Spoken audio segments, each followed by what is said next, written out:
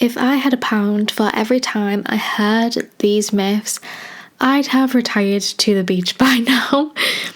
These aren't just harmless ideas, they're actually stopping your skin from healing. So today I'm sharing the top myths that kept me stuck for years with acne and what actually works instead. Hey lovely, I'm Tabby, a skin health specialist, author and soft life girly helping sensitive souls feel confident in their skin again through my skin triangle method. Here we talk all things skin, nervous system healing and the slow, gentle lifestyle shifts that actually last. So grab a cup of tea, get cozy and let's dive in. So myth 1, you just need to dry out your skin. People often believe that you need harsh cleansers, you need benzoyl peroxide, you need all of these harsh ingredients in your skincare to see results, because the idea is that if you have overly oily skin that you should dry it out, right? Well, actually what this is doing is this is actually destroying your skin barrier, and it's basically destroying all of your really beneficial strains of microbes. So it actually just makes acne worse, because then your skin tries to overcompensate for the lack of moisture because you're stripping away that really essential hydration. There is a reason for sebum, there is a reason for that oil production in your skin, and we just need to regulate it in much better ways. Obviously, topical healing is just one element of skin health, and that's why really diving into all 3 factors of the skin triangle method is the most beneficial, because if you can balance your hormones, you can regulate your oil production, and then you don't have to worry about stripping your skin barrier, and you're probably going to save hundreds if not thousands of pounds on skincare that you would have anyways. I know that when I had acne, I had so many different skincare products. I would hate to think how much was actually spent on them. But yeah, you don't need that. You need a very simple routine. You don't need 10 steps. So yeah, there's the first myth. Let's go in with the second. So myth 2, it's all about what you eat. A lot of people very wrongly assume that you probably have acne because your diet is rubbish. That is one of the things that people often say, and a lot of people then get on diet trends, they try different eliminations, and you end up being so unhappy in yourself because you're constantly restricting yourself. The truth is that nutrition does matter, but acne is multifactorial. It includes the internal factors, it includes the topical factors, and it includes the emotional factors. And you can't just change your diet and hope that that's going to be the solution to whatever is the root cause of your acne, because you're only then addressing one side of the triangle. So you really have to think of it from all angles, basically. I became quite obsessive over food. I have a whole history with dealing with eating disorders and restrictive eating, basically. And when it comes to skin conditions and seeing kind of the culture that we've got around this online, it's such a toxic culture. I mean, it is horrific. You don't need to change everything about yourself to get the results you want. You just have to be willing to make some healthier habits that are going to improve your well-being through those kind of, I don't know, just making the right things, choosing the right things, and just adding in more of the right things. Basically, it's just about being mindful about these things, is how I always kind of explain it to clients. I can tell you the best possible way to eat, with the skin health diet. It's all plant-based, it's all whole foods, it's full of omega-3s. I can tell you exactly what to eat day and night, and you would get the best results with your skin through approaching the diet in this capacity, but you also just have to be happy in yourself, and you have to make sure that you're not restricting yourself, you're not obsessing, because it can be a very sticky, slippery slope, and I don't want that for you, because you don't deserve to have to deal with that. So be very mindful. Myth number 3. Stress has nothing to do with your skin. This is so wrong. This is so wrong. People believe this, and it's become such like mainstream advice, but I don't understand it, because nobody talks about emotional health. It's very kind of rare that you find those like online spaces where people are talking about nervous system regulation and actually like managing your stress more than going for a walk or like go touch some grass is like the new thing, isn't it? But like it's so much more than that, and yeah, it can be really frustrating seeing all the different advice that's out there, especially when it comes to acne. Like there's just so many conflicting opinions, and it can be incredibly frustrating to be a part of that space when everybody's kind of battling against each other and wanting to be heard over other people, and nobody's knowing the right things to be doing. It's a whole world of confusion, and yeah. But anyway, so stress definitely affects your skin. So when you are stressed, this is to do with your cortisol hormone, and when you have a raised cortisol hormone, this basically signals to your skin to produce more oil, and you also have more internal inflammation because of the cortisol level being higher. So obviously there is the direct link from stress to skin disorders like acne, like rosacea, like dermatitis, all of these things, which is why nervous system healing is probably the most missed element of skin health. Like if you aren't like tackling this part of your well-being and your health and everything like that, like you're just not doing everything that you could be doing to help yourself. And there are some amazing ways to kind of regulate your nervous system and reduce this stress level, and it is, you know, through things that I talk about so much. And like EFT tapping is fantastic. I have some videos on that on my YouTube channel. We've also got like grounding, so being in nature, we've got meditation, we've got breath work, we've got journaling, we've got all of these different things that help lower your cortisol levels and help you regulate that nervous system, which in turn, you know, reduces inflammation, it reduces oil production, and then you just have healthier, more balanced skin. And also your health obviously improves with everything that you're doing that affects your skin, because it's all tied to your health and your well-being. So anything that you're doing to actively better your skin actually is most likely probably going to help you live longer as well because of this. Like it's kind of crazy how everything is kind of linked in that way. Nervous system work has definitely been kind of the part of my skin healing that I've had to focus on probably the most. I'm someone that struggles with CPTSD, and I'm constantly having to navigate, you know, the fight or flight mode and having anxiety and just regulating my nervous system all the time. And I've become one of those people that is just so self-aware about these things, which is such like a little superpower to have. And it's all just through nurturing that skill and paying attention to the feelings that you're having in your body. Like therapy really helped me personally with this. I always recommend everyone to go at least once in their life. It can be so transformational, especially when it's like CBT, which is cognitive behavioural therapy. I really recommend that. Also hypnosis was amazing too. But yeah, regulating your nervous system is honestly the best thing that you can do. I highly recommend it, and I curate my whole days around these types of things, because I know that as soon as I'm regulated and calm and relaxed, then I stop overworking, then I become happier, then my skin improves, my health improves, I've got more energy. It always trickles into every single aspect of your life, so it can be really important to pay attention to. So if you're not already self-aware about your nervous system and those feelings in your body, definitely start paying attention to them, seeing when you're getting stressed and having different responses in your body to things. And if you can identify triggers, that's even better, because then you can catch it before it gets more in your body with the stress, if that makes sense. So definitely an important factor.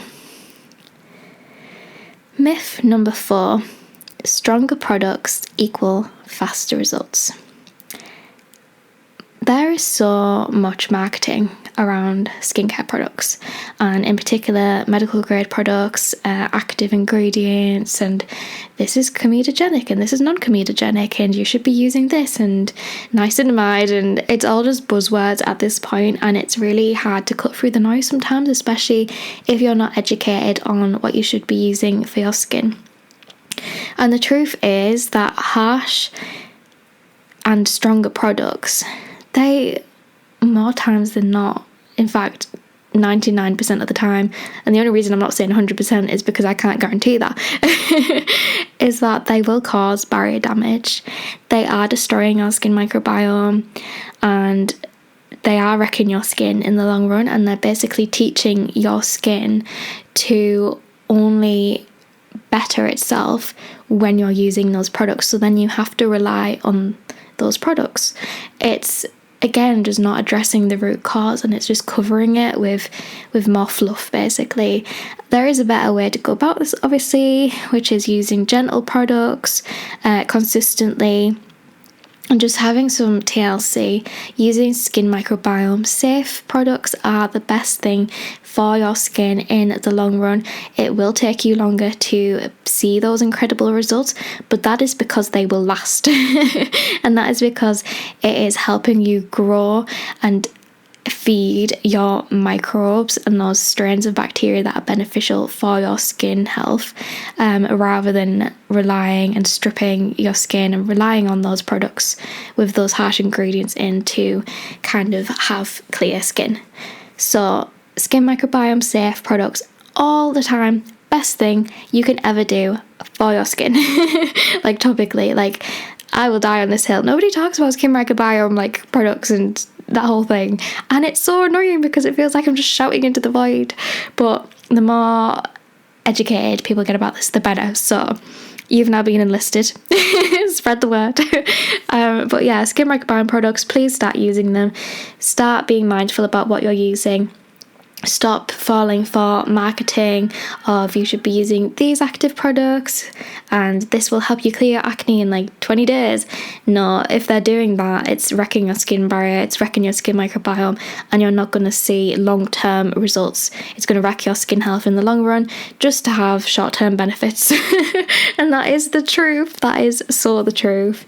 So yeah, honestly, like this has been one of those things for me that I've had to learn as I went along in the skin industry, because nobody teaches you these things. You kind of have to just go out and search for that information yourself. I think it was the end of 2024, I believe it was, and I started doing all my qualifications in beauty medicine, which is what I'm now qualified as, beauty medicine practitioner, and I did a qualification in skin microbiome health. I can't remember the specific qualification. It was along those lines, and that is kind of when my eyes opened to her a little bit, and I was like, oh, okay, this is really interesting, but I didn't think much of it. And then I think it was March time this year, so 2025, I got invited to go to a brand event with a fantastic skincare company. They're called S Skincare. Highly recommend you look into them next. And they basically educated us all about the skin microbiome in extreme depth and showed us why skin microbiome products are the better option for your skin, how the skin microbiome works with those different strains of bacteria. And again, it was that reminder that we're constantly just shoved with so much marketing in our faces all of the time, and it's so misleading. It's so misleading, and there are so many different skincare companies out there that aren't changing their formulas to be skin microbiome safe, because then they would lose thousands, if not millions, if not whatever, of like money, of pounds, of whatever, if they change their formulas, because then they would have to sack everything that they've got, and then they would have to put their hands up and be like, look, like this is a better way of doing this, and we haven't done this, and we're going to start doing it now. And that's actually what S Skincare did. I can't remember the year that they did it, But it was around the year that the studies and research came out more about the skin microbiome, and we realised the importance of it, and skincare basically kind of threw out everything that they knew. And can you hear that, by the way? There's a cockerel like near where I live, and it's been going crazy the last few days, so I'm so sorry if you could hear that in the background. But anyways, back to what I was saying, if I can remember where I left off. So basically, when that research came out about skin microbiome, basically sacked everything that they were doing, started again, lost lots and lots of money, and they were one of, if not the first company in the world that we know of to bring out skin microbiome safe products. And there have been a few brands that have fully done this since. Otherwise, some brands do one-off products that are like supposed to be skin microbiome safe or whatever, because it is starting to become a little bit more of a thing. But yeah, you need to make sure every single product in your skincare routine is skin microbiome safe, because otherwise it's just not going to be beneficial in the long run, and that is the tea. So start using skin microbiome safe products. If you don't know what you should be using, then go check out my skin reset plans on my website, or my skin shop on my website. There's lots of resources over there. Just go have a browse, basically.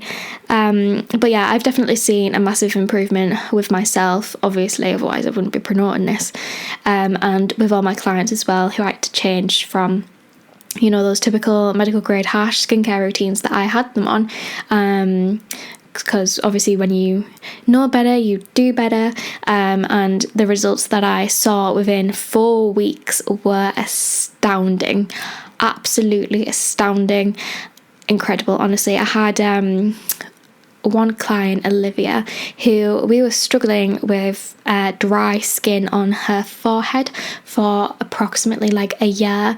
Like, no matter what she was doing, we were using exfoliators in her routine, and I was really stunted by it. And I was like, like, it's not a massive issue, it's just a little bit of texture. And then we changed these skincare products for her, and within 4 weeks of using them consistently, all of that dry texture just vanished. And she didn't even have any exfoliators in her routine, because I'll tell you a secret, you don't need them. It's all marketing. But we will talk about that another day. So, leading on to the last myth of this episode, myth number 5. You have to wait until your skin is perfect to feel confident. I believed this. When I had acne, I believed that with the wave of a magic wand, when I would finally get to clear skin, I would feel confident in my skin, in myself, in how I went outside and not being able to wear makeup, and that just was not the case. Of course, it helped a little bit because I wasn't as self-aware about the fact that I had acne, because I didn't anymore. But it didn't just magically disappear, because I'd spent years feeling so rubbish and insecure and self-conscious in myself that that kind of thing stays with you. It doesn't just go away, unfortunately. And I wish for myself that I had started before I got clear skin to kind of rewire those subconscious beliefs that I had about myself and about my appearance.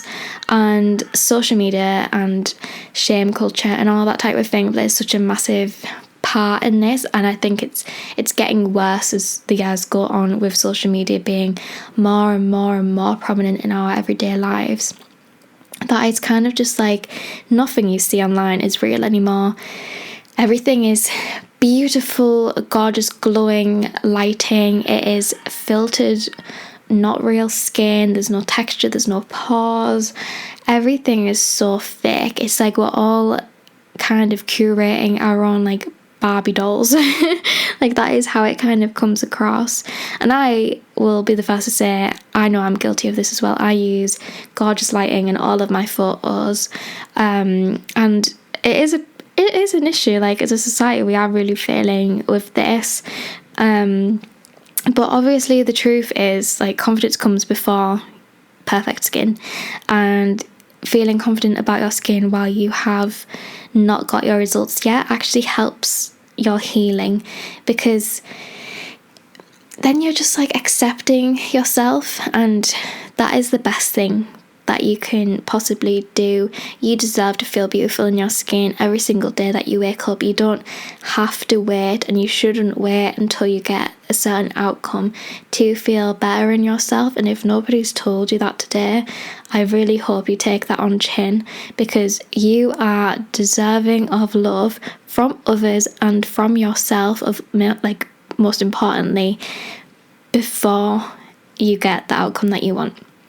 And we will always be our own worst critic, so bear that in mind and have more self-compassion for yourself, because you deserve to feel amazing every single day.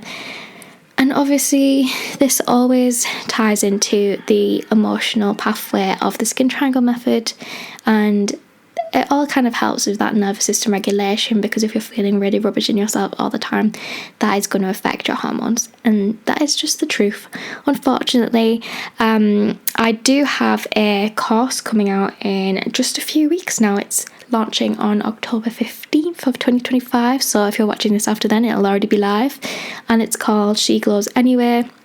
And it is basically all about regulating your nervous system, rewiring those subconscious beliefs, so you can glow anywhere, you can feel confident anywhere, you can believe you're beautiful anywhere. That is the whole concept of that course. So if that interested you, make sure you go check out the waiting list for that, because that is live on my website, tabithaisabel.com. All the links will be in the show notes. But yeah, those are our myths for today. If you're ready to ditch the myths and finally understand what your skin actually needs, my book, Unmasking Acne, goes deep into this exact topic. You can pre-order it now, and it comes with exclusive bonuses, and it is being published on September 15th, 2025. Yes, that's right, I am like weeks away from being a published author. I have poured my heart and soul into this book over the last few years. Every single thing I've educated myself on, that I've shared with clients, that I've gotten those beautiful, like, clear skin results from for my clients, for myself, every single thing I know is in this book. Like, yeah, every single thing you could ever possibly want to know about inflamed skin is right there for you to read, for you to consume. So definitely go check that out. All links are on my website and in the show notes, but you can go to tabithaisabel.com to go check that all out, and definitely get your hands on that, because it will change your life, and I'm so excited to finally share this with you all. And if you all get like copies, like, it's so crazy. Been a long time coming, that is for sure. But I hope that this episode kind of was like quite educational for you, and that you've taken things away from it, especially that self-love and that self-compassion that you really, really need. Make sure you go like tag me on social media and things if you watch this episode, and share with me like your thoughts on all these things. And yeah, I will see you next week for the next episode. It's going to be a good one. I'm excited for it. I'm Tabby. I'm sending you so much love, and I shall see you next week. Bye.